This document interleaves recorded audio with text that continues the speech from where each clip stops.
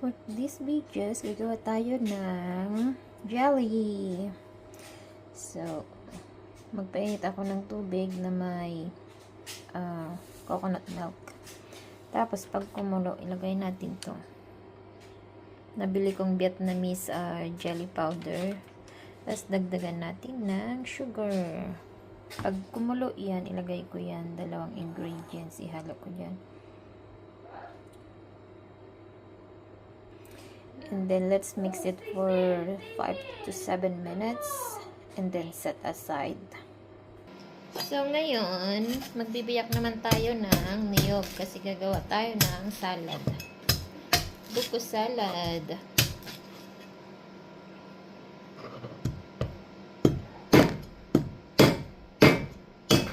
Ay.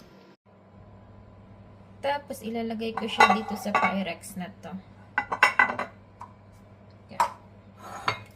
Let's put it. We'll see kung may i-ano natin.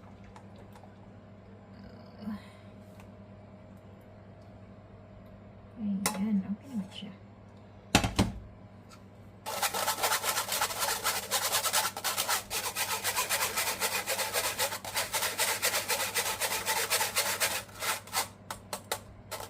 Okay, hindi natin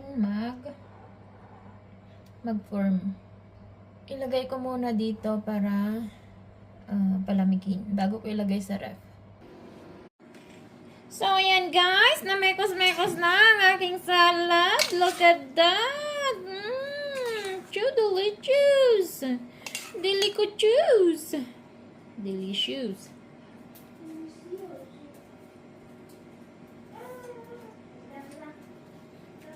Imikos-mikos nating mabuti para masarap malasang malasa sa ating tummy.